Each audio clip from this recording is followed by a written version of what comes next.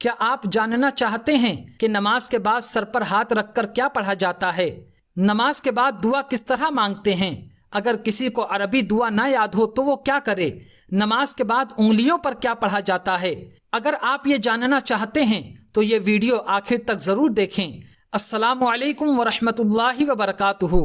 میں محمد مسلم رضا حشمتی، آپ دیکھ رہے ہیں شفا نیٹ ورک۔ نمبر 1، ناظرین، آپ نے اکثر دیکھا ہوگا کہ کچھ لوگ فرض نماز کے بعد اپنے سر پر دایاں ہاتھ رکھ کر کچھ پڑھتے ہیں، تو میں آپ کو بتا دوں کہ یہ آپ بھی پڑھ سکتے ہیں اور اس کے بہت سارے فائدے ہیں، خاص کر وہ لوگ جن کا ذہن کچھ کمزور ہوتا ہے۔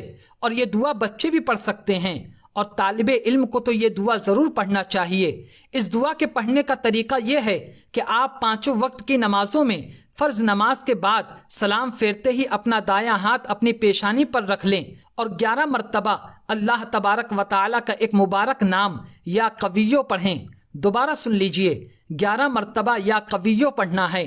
اس کے علاوہ میں آپ کو ایک چیز اور بتا دیتا ہوں، آپ 11 بار یا قویو پڑھنے کے بعد اپنا دایاں ہاتھ اپنے دل کے پاس رکھیں اور 11 مرتبہ ربی زدنی علما پڑھیں۔ دوبارہ سن لیجئے، 11 مرتبہ ربی زدنی علما پڑھیں۔ اس کے پڑھنے سے علم دین میں اضافہ ہوگا۔ نمبر 2، نماز کے بعد انگلیوں پر کیا پڑھا جاتا ہے؟ ہر نماز کے بعد یعنی جب آپ پوری رکعت پڑھ لیں تو انگلیوں پر یا تسبیح کے دانوں پر آپ کو ایک تسبیح پڑھنا ہے، جسے تسبیح فاطمہ بھی کہا جاتا ہے۔ ایک مرتبہ اللہ کے پیارے رسول صلی اللہ تعالی علیہ وسلم مال غنیمت تقسیم فرما رہے تھے تو حضرت مولا علی مشکل کشا شیر خدا کرم اللہ تعالی وجہہ الکریم نے آقا زادی حضرت فاطمۃ الزہرا صلوات اللہ تعالی وسلامہ سے کہا کہ آپ جائیے اور حضور صلی اللہ تعالی علیہ وسلم کی بارگاہ اقدس سے ایک کنیز یعنی خادمہ لے آئیے تاکہ آپ کو کچھ آرام ہو جائے۔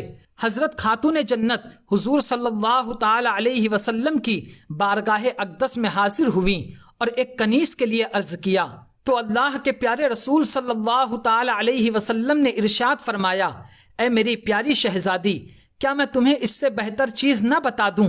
پھر آپ نے ارشاد فرمایا، ہر نماز کے بعد 33 مرتبہ سبحان اللہ، 33 مرتبہ الحمدللہ اور 34 مرتبہ اللہ اکبر پڑھا کرو، اور سوتے وقت بھی پڑھو، یہ اس سے بہتر ہے جو آپ نے مانگا ہے۔ تو ناظرین، آپ بھی ہر نماز کے بعد یہ تسبیح ضرور پڑھیں اور سوتے وقت بھی پڑھیں۔ نمبر 3، اب میں آپ کو نماز کے بعد دعا مانگنے کا طریقہ اور دعا میں کیا پڑھا جاتا ہے وہ بتا دیتا ہوں۔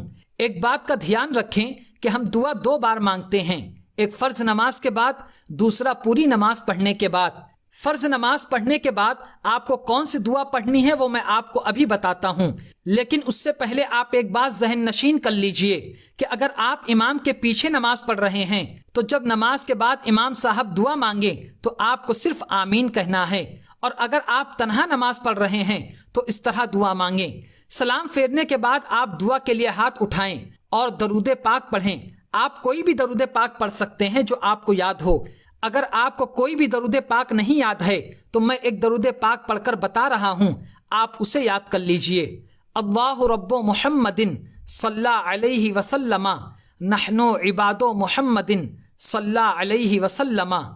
یہ درود پاک پڑھنے کے بعد آپ یہ دعا پڑھیں، اللہم انت السلام ومنک السلام والیک یرجع السلام فحینا ربنا بالسلام وادخلنا دار السلام تبارکت ربنا وتعالیت یا ذا الجلال والاکرام وصلی اللہ تعالی علی خیر خلقہ سیدنا محمد وعلی آلہ واصحابہ اجمعین برحمتک یا ارحم الراحمین۔ یہ دعا پڑھ کر آپ اپنے ہاتھوں کو چہرے پر پھیر لیں۔ اگر آپ کو یہ دعا یاد نہیں تو آپ کوئی بھی دعا پڑھ سکتے ہیں جو آپ کو یاد ہو۔ دوسری مرتبہ دعا مانگنے کا وقت تب آتا ہے جب ہم پوری نماز پڑھ لیتے ہیں، تو اس وقت کون سی دعائیں پڑھنی چاہیے وہ غور سے سنیں اور یاد کرنے کی کوشش کریں۔ سب سے پہلے درود شریف پڑھیں، کیونکہ جس دعا سے پہلے درود پاک نہیں پڑھا جاتا وہ دعا زمین اور آسمان کے درمیان لٹکی رہتی ہے، تو آپ پہلے درود پاک پڑھ لیں، پھر آپ یہ دعا پڑھیں، اللہم ربنا آتنا فی الدنیا حسنۃ وفی الآخرۃ حسنۃ وقنا عذاب النار وقنا عذاب القبر وقنا عذاب الحشر وقنا عذاب الدین وقنا عذاب الدارین۔